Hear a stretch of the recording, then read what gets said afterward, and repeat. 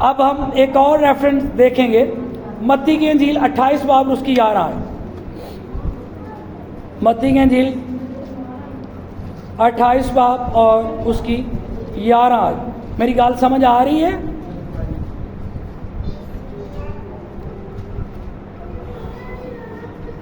گیارہ آیت میں لکھا ہے، یہ بھی حوالہ آپ نے کئی دفعہ سنا ہے۔ 28 باب اور 11ویں آیت، جب وہ جا رہی تھیں تو دیکھو پیرے والوں میں سے بعض نے شہر میں آ کر تمام ماجرا سردار کانوں سے بیان کیا، اور انہوں نے بزرگوں کے ساتھ جمع ہو کر مشورہ کیا اور سپاہیوں کو بہت سا روپیہ دے کر کہا، یہ کہہ دینا کہ رات کو جب ہم سو رہے تھے اس کے شاگرد آ کر اسے کیا لے گئے؟ چرا گئے۔ اس کو کیا لے گئے؟ چرا لے گئے۔ اور اگر یہ بات حاکم کے کان تک پہنچی تو ہم اسے سمجھا کر تم کو خطرے سے کیا کر لیں گے؟ بچا لیں۔ پس انہوں نے روپیہ لے کر جیسا سکھایا تھا ویسا ہی کیا، اور یہ بات آج تک یہودیوں میں کیا ہے؟ مشہور ہے۔ اور وہ ماجرا کیا بیان کیا؟ پیسے کادے لے سن، انہوں نے پیسے کادے لے سن؟ جھوٹ بولنے لے۔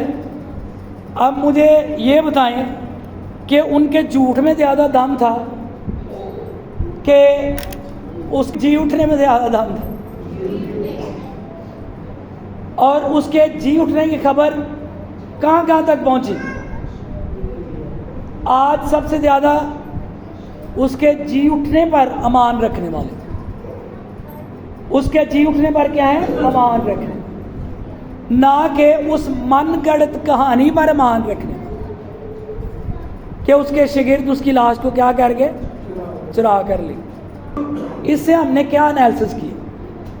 اس ماجرے سے کیا انالیسس کیا؟ اس ماجرے سے انالیسس یہ کیا کہ جتنا سچائی کو دبایا جائے گا وہ اتنی کیا ہوگی؟ پھیلے، اور جتنا جھوٹ کو پھیلانے کی کوشش کی جائے گی اس کا اثر کیا ہو جائے گا؟ ختم۔ آج سب سے فالوئنگ کس کی زیادہ ہے؟ مسیحیت۔ آج سب سے زیادہ پڑھے جانے والی کتاب کون سی ہے؟ بائبل۔ آج سب سے زیادہ پرنٹ ہونے والی کتاب کون سی ہے؟ بائبل۔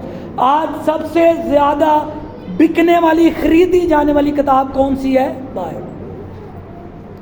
سب سے زیادہ تنقید کا نشانہ بننے والی بھی کیا ہے؟ بائبل۔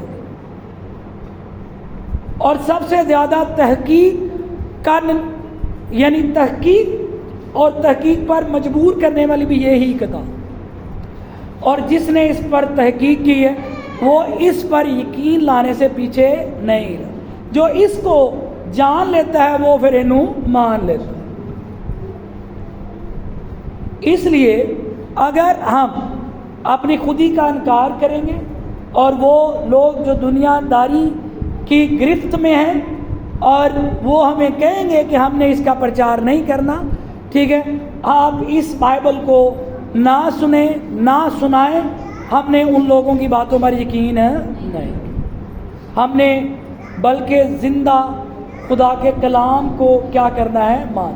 اور بے شمار لوگوں نے اس کو خراب کرنے کی کوشش۔ جب اس واقعے سے ہمیں یہی سیکھنے کو ملتا ہے کہ انہوں نے بھی اس واقعے میں کیا کیا؟ اس بائبل کو خراب کرنے کی کوشش، جو سچائی تھی اس کو جھوٹ کے ساتھ جوڑنے کی کیا کی کوشش، لیکن کیا ہے کہ وہ جھوٹ وہاں پر ہی کیا رہ گیا؟ دبا رہ گیا۔